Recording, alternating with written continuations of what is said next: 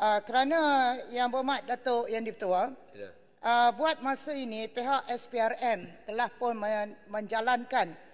pun memulakan siasatan ke atas pengurusan Geran Mitra yang melibatkan satu, program-program yang telah diluluskan pada tahun 2019 hingga 2020, iaitu ketika mitra berada di bawah JPM, dan yang kedua, program-program yang telah diluluskan bermula pada April 2020 sehingga 2021, iaitu ketika mitra berada di bawah Kementerian Perpaduan Negara. Dan saya telah dinasihatkan oleh pihak SPRM Yang Berhormat Datuk Yang di-Pertua kerana dikhawatiri sebarang maklumat yang mungkin saya berikan dalam jawapan-jawapan ini akan mengganggu siasatan yang sedang dijalankan oleh pihak SPRM. Ya, Yang Berhormat, sila. Terima kasih Menteri di atas maklum balas. Tetapi untuk makluman Timbalan Speaker, bagi hemat saya percaya Menteri boleh berterus terang dan secara ikhlas memberi jawapan-jawapan. Kerana kita, Dewan Yang Mulia ini adalah bertanggungjawab kepada rakyat. Saya percaya pihak SPRM tidak boleh memberi arahan tentang jawapan yang boleh diberikan atau tidak boleh diberikan oleh Menteri. Menteri paling berkuasa. Nombor satu, saya biasa habiskan dulu Menteri. Kedua, perkara ini penting kerana kita lihat selepas perkara ini dibongkarkan di Dewan Yang Mulia ini pada sesi yang lalu, pihak SPRM telah pun membuat satu penyiasatan dan ada tangkapan-tangkapan telah dibuat. Maka persoalan saya dan yang berhormat lain adalah kita bertanyakan sama ada pemimpin-pemimpin parti politik MIC terlibat secara langsung. Maka Dewan Yang Mulia ini perlu tahu, rakyat di luar sana ingin tahu kerana 16 orang biasa telah ditahan dan ditangkap. Dan saya telah melontarkan nama-nama. Adakah Tan Sri Vigneswaran terlibat dalam penyalahgunaan dana mitra? G. Asogan terlibat? Berhormat, saya masa 40 minit. Bolehkah Yang Berhormat memberi jawapan? Nanti dulu. Yang Berhormat telah bangkitkan dalam perbahasan Yang Berhormat. Ini Yang Berhormat mengulangi kembali. Saya dah tahu dah tu. Saya ada 40 minit aja Yang Berhormat. Saya minta maaf. Saya dah I know. Okey, duduk. Atas isu peraturan, Speaker, bolehkah Yang Berhormat Menteri berlindung di sebalik arahan SPRM? Adakah itu peraturan? Bolehkah Yang Berhormat Menteri? Ini adalah peraturan. Ini adalah flaw. Kalau flaw is one thing, tapi SPRM tak boleh mengarahkan standing orders apply.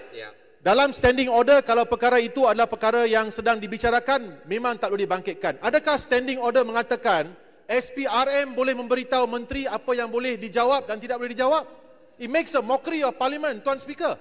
Yang Berhormat, can you just sit down biar saya jawab? No, I'm addressing the Speaker. Hold on. You are asking question on my behalf. Apa you tak duduk biar saya jawab dulu? Sila Yang Berhormat.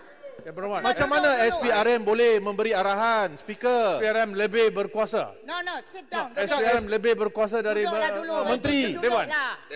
Yang Berhormat, sekarang ialah sesi untuk Menteri menjawab perbahasan. Jadi saya terpulang kepada Menteri menjawab. Sila Menteri.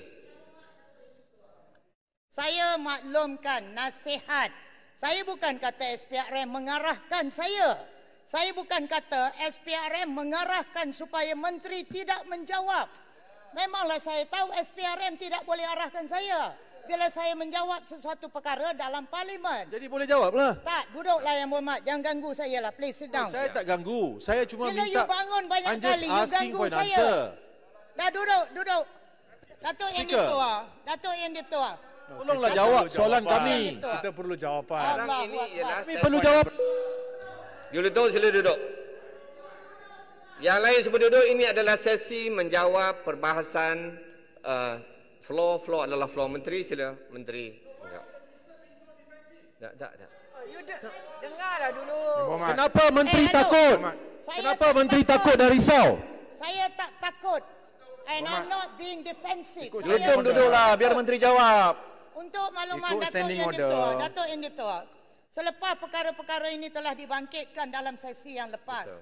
Pihak kementerian saya telah menyatakan kerjasama dengan pihak SPRM. Kita minta SPRM masuk ke dalam kementerian menjalankan siasatan ini selepas dibangkitkan. Dan sebelum dibangkitkan pun, kita telah pun meminta SPRM masuk untuk melihat kepada segala proses permohonan dan kelulusan yang telah pun kita buat daripada tahun 2019. Jadi kalau kata saya takut, saya tak takut Yang Berhormat.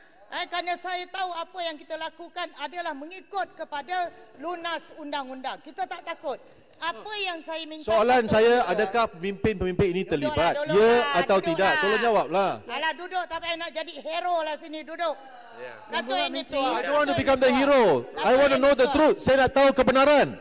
Nak memperlindungkan. Kita nak jadi hero. Kita nak tahu kebenaran. Datuk yang ditua, selagi belum biar SPRM yang menyatakan dan menjawab kepada semua persoalan yang ditanyakan oleh Yang Berhormat Jelutong tadi. Telefon baharu percuma untuk semua. Pilih mana satu anda suka tanpa perlu kelulusan atau pendahuluan. Padankan dengan pelan pascabayar tanpa had terbaik kami.